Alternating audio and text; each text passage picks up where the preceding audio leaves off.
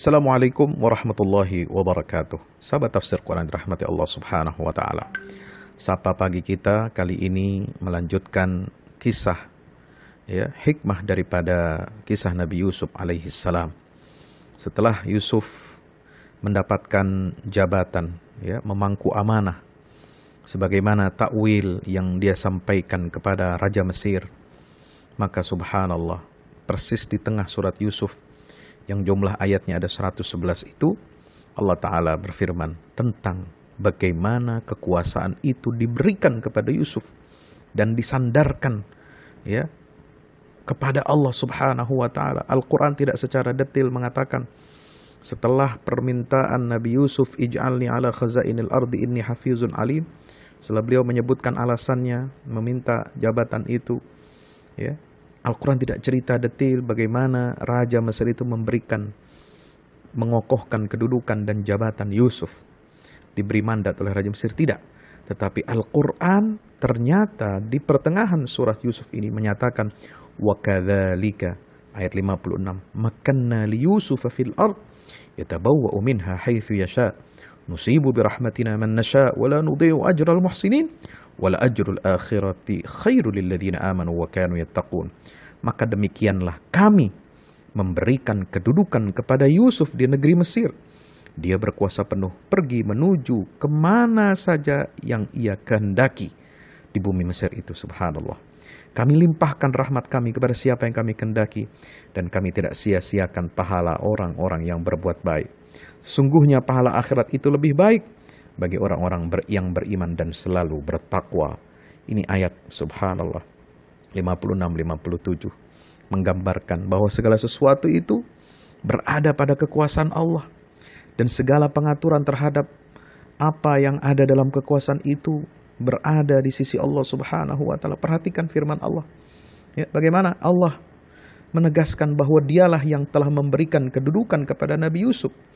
Dialah yang membuat kedudukan itu untuk Yusuf. Dialah yang telah menciptakan makar. Kemudian dia pula yang melepaskan beliau dari segala macam ujian, lalu menolong dan menjadikannya hamba yang mulia. Mari kita perhatikan kesimpulan yang sangat indah dalam kisah ini, dalam ayat 56-57, di mana Allah tidak sebutkan sang raja telah mengabulkan permintaan Nabi Yusuf menjadi bendahara kerajaan. Namun ternyata Nabi Yusuf telah menjadi Perdana Menteri seperti kedudukan Al-Aziz. Bahkan kedudukannya lebih tinggi, lebih besar dengan kekuasaan yang besar di sisi Raja Mesir. Keadaan ini sudah diketahui. Akan tetapi Al-Quran tidak menyebutkannya secara rinci. Untuk apa? Agar kita mengambil makna keimanan yang lebih besar dibandingkan kedudukan tersebut. وَكَذَلِكَ مَكَّنَّا لِيُوسُفَ. Lihat, Allah mengatakan kamilah yang memberikan kedudukan yang kokoh itu kepada Yusuf, bukan si Raja Mesir itu. Allah adalah raja di raja. Dia yang memberikan kekuasaan kepada siapa saja yang dia kehendakinya. Qulillahumma malikal mulk, Ali Imran ayat 26, sahabat tafsir Quran. Tu'til mulka man tasha, tanzi'ul mulka mimman tasha, wa tu'izzu man tasha, wa tudhillu man tasha, biyadikal khair, innaka ala kulli syai'in qadir. Nabi Yusuf bebas berbuat apa saja yang diinginkan oleh beliau di negeri Mesir. Dialah yang menentukan sebuah kedudukan sesuai dengan keinginannya. Semua itu adalah perwujudan kasih sayang dari zat yang maha pengasih, yaitu Allah Subhanahu wa Ta'ala. Nusibu birahmatina man nasha'u min ibadi. Nusibu birahmatina man nasha'. Subhanallah. Wala nudhi'u ajral muhsinin. Siapa saja yang dikehendaki oleh Allah pasti akan diberikan rahmat. Dia akan melakukan sesuai dengan kehendaknya. Allah juga tidak pernah menyia-nyiakan pahala bagi orang-orang yang berbuat baik di dunia maupun di akhirat. Sahabat tafsir Quran rahmat Allah, inilah kabar gembira bagi orang-orang yang suka berbuat kebaikan, ihsan di antara seorang hamba dengan Rabbnya, antara hamba dengan manusia lainnya. Dan di sini ditekankan makna ihsan. La yudhi'u ajral muhsinin. Innallaha la yudhi'u ajral muhsinin. Subhanallah. Disitulah pentingnya ihsan. Ihsan inilah yang melahirkan pertolongan, yang melahirkan kemenangan, yang melahirkan kejayaan, yang mendekatkan rahmat Allah Subhanahu wa Ta'ala kepada seorang hambanya yang tertindas, yang teraniaya, yang terzalimi. Subhanallah. Dan Allah berfirman, wala ajrul akhirati khairul ladzina amanu wa kanu lilladzina amanu wa kanu yattaqun. Sahabat yang dirahmati Allah Subhanahu wa taala. Bagi seorang hamba, kita wajib berusaha mendapatkan pahala di akhirat, ya, dengan bekal keimanan dan ketakwaan kepada Allah.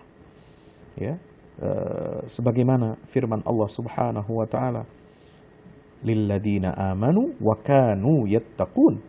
Ya, karunia itu diberikan bagi orang-orang yang beriman dan selalu bertakwa. Maka cita-cita yang harus dimiliki oleh seseorang adalah kekuasaan di dunia ini agar menjadi bahagia di dalamnya. Harapan yang terbesar adalah harapan meraih pahala akhirat. Sedangkan jalan untuk menuju harapan itu adalah keimanan dan ketakwaan.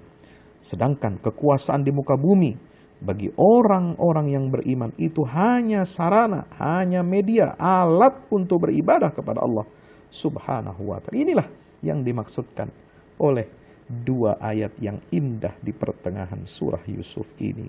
Sahabat tafsirkan dirahmati Allah. Allah Ta'ala berfirman dalam surat Al-Hajj ayat 41, alladzina immakkannahum fil ardi aqamus salata wa atawuz zakata wa amaru bil ma'ruf wa nahaw 'anil munkar walillahi 'aqibatul umur. Orang-orang yang jika kami teguhkan kedudukan mereka di muka bumi, niscaya mereka dirikan salat, tunaikan zakat, menyuruh berbuat ma'ruf dan mencegah perbuatan mungkar, dan kepada Allah lah kembali segala urusan. Kekuasaan, sahabat tafsir karena rahmat Allah, adalah jalan untuk mencapai keimanan dan ketakwaan bagi orang-orang yang taat, yang juga berfungsi untuk menebar kebaikan di muka bumi itu sendiri, agar orang-orang yang beriman dan bertakwa mendapatkan berbagai macam kebaikan di dunia dan di akhirat.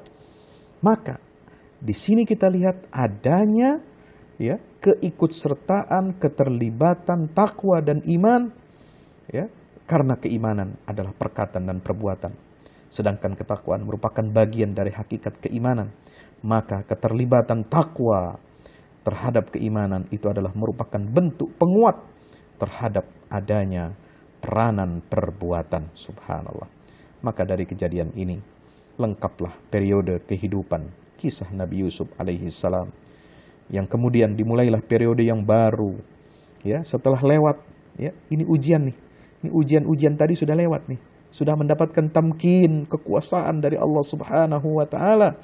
Maka kemudian masuk periode yang baru dengan cobaan yang lebih seru lagi.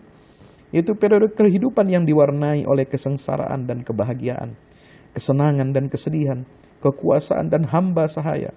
Sungguh, sahabat tafsir yang dirahmati Allah, telah banyak manusia yang tidak mampu menghadapi fitnah sebagaimana yang dihadapi oleh Nabi Yusuf.